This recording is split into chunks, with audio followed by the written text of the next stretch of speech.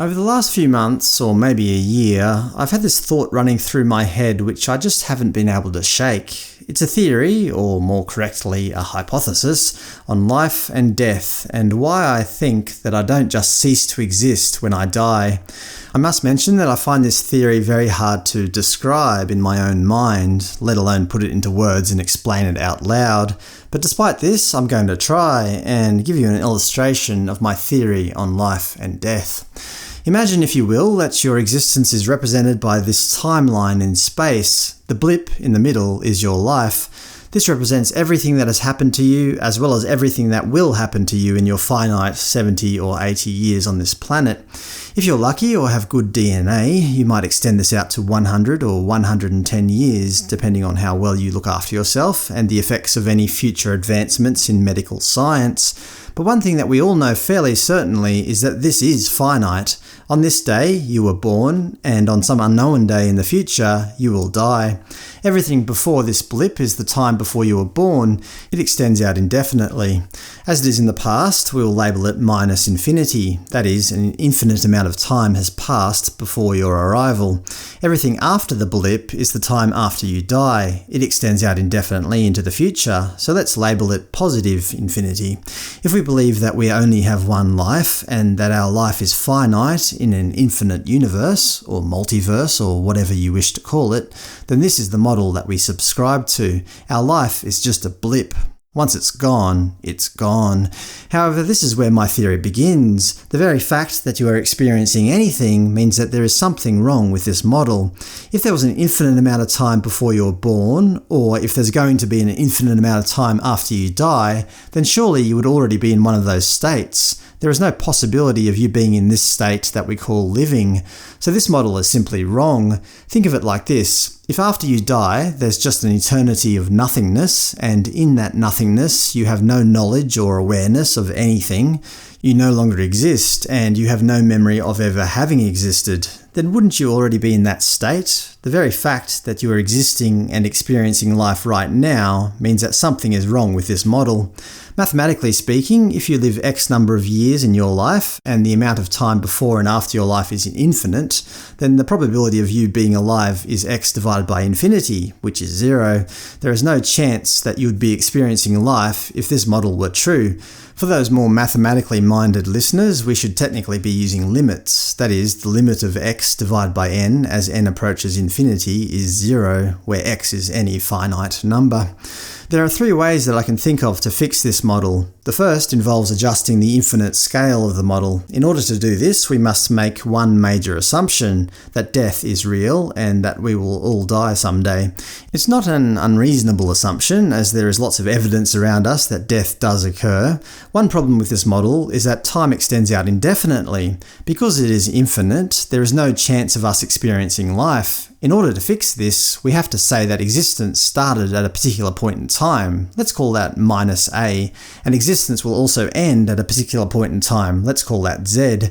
Mathematically speaking, this works out. We can calculate the probability of your life to be a finite, non-zero number. If you live x number of years, then the probability of your life in this model is equal to x divided by a plus z, which will equal a number that is greater than 0. Depending on the total length of existence as we know it, this number might be infinitesimally small, but it is certainly greater than 0. But for this model to work, we have to assume that nothing came before A, and nothing will come after Z.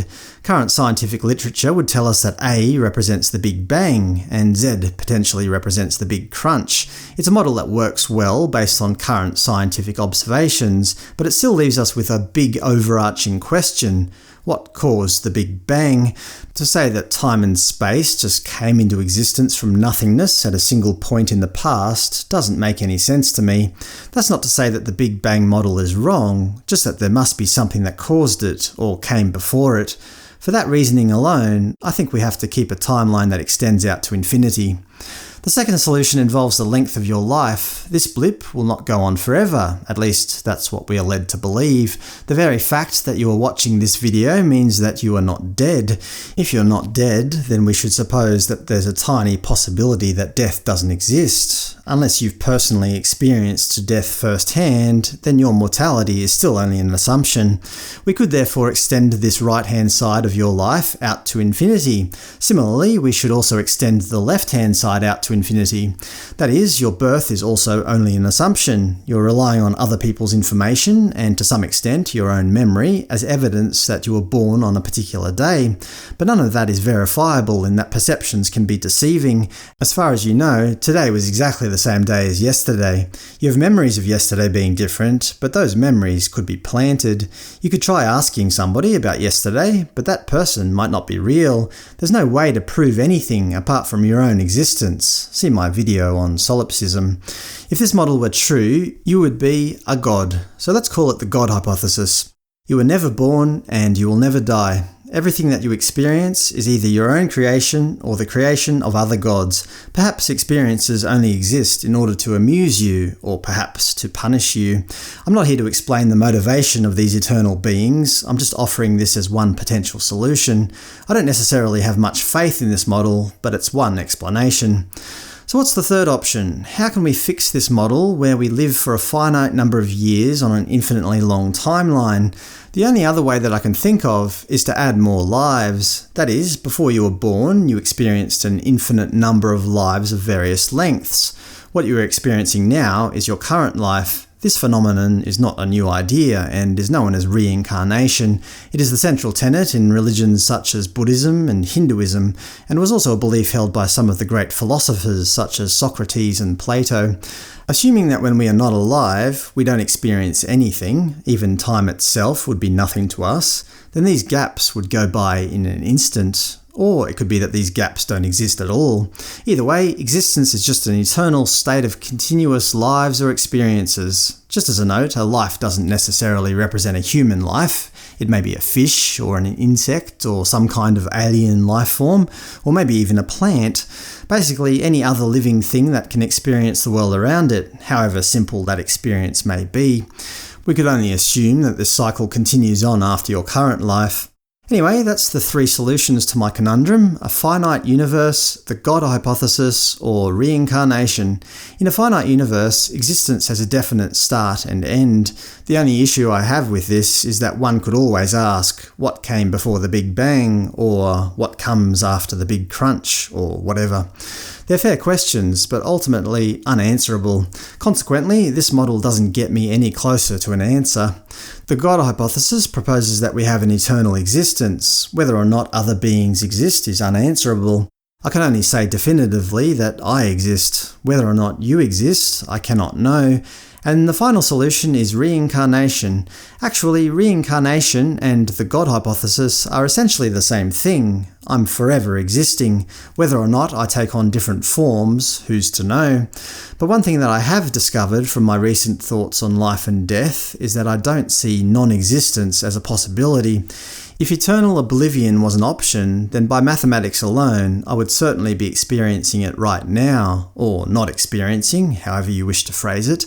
The very fact that I'm experiencing anything means that I have experienced things prior to this life, and I will continue to experience things after this life. Or my existence is simply a continuous stream of experiences, and if I do happen to be wrong, it's of no consequence anyway. I'd like to finish with a quote from French philosopher René Descartes. But I have convinced myself that there is absolutely nothing in the world, no sky, no earth, no minds, no bodies.